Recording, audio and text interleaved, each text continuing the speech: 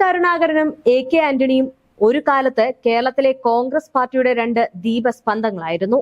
കേരളത്തിൽ കോൺഗ്രസിന്റെ എല്ലാമായി കരുണാകരൻ വാഴ്ന്നൊരു കാലം. പാർട്ടിക്കകത്തും പുറത്തും കരുണാകരന്റെ ഗരിമ കേരള രാഷ്ട്രീയം അംഗീകരിച്ച കാലത്താണ് പാർട്ടിക്കകത്ത് ചില പ്രശ്നങ്ങളുണ്ടായി ഉമ്മൻചാണ്ടി നേതൃത്വത്തിന്റെ ഒന്നാം നിരയിലേക്ക് കാലെടുത്തു വെക്കുന്നത്. 1991 കരുണാകരൻ ഒരു വശത്തും കെ ആന്റണി ഉമ്മൻചാണ്ടി വിഭാഗം മറുഭാഗത്തുമായി ഗ്രൂപ്പ് പോര് പാരമ്യത്തില് എത്തുന്നത്. അങ്ങനെ ഇണങ്ങിയും പിണങ്ങിയും അവർ ഏറെക്കാലം ദേശീയ തലത്തിൽ പോലും തിളങ്ങി നിന്നു. കരുണാകരൻ എല്ലാ സമുദായങ്ങളെയും ചേർത്ത് പിടിക്കാൻ എപ്പോഴും ശ്രമിച്ചിരുന്നു. പഴയകാല തലമുറയിൽപ്പെട്ടവർ ഓർമ്മിക്കുന്നുണ്ടാകും, നായർ സർവീസ് സൊസൈറ്റിക്കും SNDP യോഗത്തിനും പ്രത്യേക രാഷ്ട്രീയ പാർട്ടികൾ കേരളത്തിൽ ഉണ്ടായിട്ടുള്ളത്. NSSന് NDP, SNDP യോഗത്തിന്റെ ആശീർവാദത്തോടെ SRP എന്നിങ്ങനെ. ഇരു പാർട്ടികളും UDFന്റെ ഘടകകക്ഷികളായിരുന്നു. രണ്ട് പാർട്ടികൾക്കും MLA-മാരും മന്ത്രിമാരുമൊക്കെ ഉണ്ടായിരുന്നു. കരുണാകരൻ സമുദായ മേൽവിലാസമുള്ള പാർട്ടികളെ ചിറയിൻ കീഴിൽ സംരക്ഷിച്ചപ്പോൾ ഇത് മൃദു ഹിന്ദുത്വമായി ആരും വിശേഷിപ്പിച്ചിരുന്നില്ല. സമുദായങ്ങളുടെ വിദ്യാഭ്യാസ സ്ഥാപനങ്ങൾക്ക് വാരിക്കോരി സ്ഥലവും മറ്റും നൽകുന്നതും അദ്ദേഹം തൽപരനായിരുന്നു. ഇന്ദിരാഗാന്ധിയെ ഒന്നിച്ച് അദ്ദേഹം ഒട്ടേറെ ക്ഷേത്രങ്ങളിൽ സന്ദർശനം നടത്തിയിട്ടുണ്ട്. കെ ആന്റണി ആകട്ടെ ന്യൂനപക്ഷ വിരുദ്ധമെന്ന് വിശേഷിപ്പിക്കപ്പെട്ട ചില പ്രസ്താവനകളിലൂടെ വിവാദം സൃഷ്ടിച്ചപ്പോഴും ആരും ഹിന്ദുത്വമോ മൃദു ഹിന്ദുത്വമോ എന്ന് ആരോപിച്ചിരുന്നില്ല. ബന്ധവൈരികളായ ഇടതുപക്ഷവുമായി ആന്റണി ആദ്യവും കരുണാകരൻ പിന്നീടും അല്പകാലം കൈകോർത്തിരുന്നു. എന്നാൽ ഇതിന്റെയെല്ലാം മൂല്യവും ചരിത്രവും തിരുത്തിക്കുറിച്ചാണ് ഇന്ന് ഇവരുടെ മക്കൾ രംഗത്ത് വന്നിരിക്കുന്നത്. ഒരുപക്ഷെ പറയുകയാണെങ്കിൽ അനിൽ ആന്റണിയും പത്മജയും.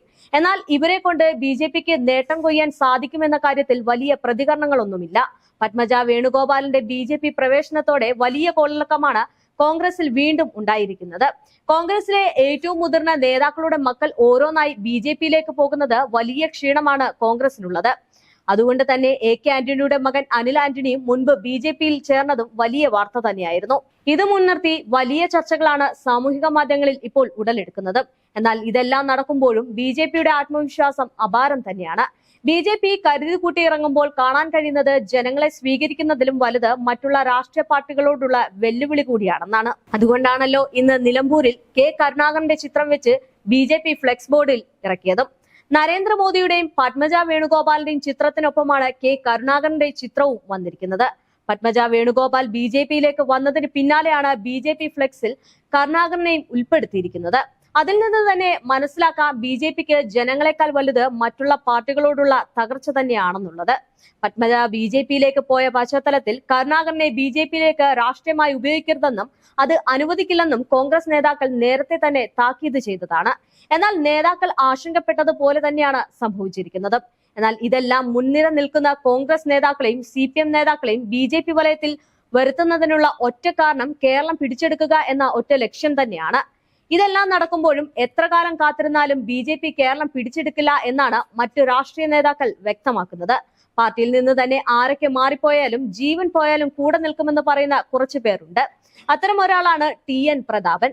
BJPയുടെ കപടതന്ത്രങ്ങൾ മുൻനിർത്തി താനും തന്റെ തൃശൂർ സ്ഥാനവും വിട്ടുകൊടുത്തിരുന്നു. എന്നാൽ സംഘപരിവാർ സംഘടനകളുമായി കൂടിച്ചേരാൻ BJP നടത്തുന്ന ഈ വലയത്തിൽ ഇനിയുള്ള നേതാക്കൾ ആരൊക്കെയായിരിക്കുമെന്ന് കണ്ടറിയണം. എന്നാൽ മറ്റുള്ള പാർട്ടികളിലെ മുൻനിരയിൽ നിൽക്കുന്ന നേതാക്കളെ വശീകരിക്കുമ്പോൾ ഇതൊരു മറ്റൊരു ചരിത്രത്തിന് തുടക്കമാകുമെന്നാണ് പൊതുവെയുള്ള വിലയിരുത്തൽ.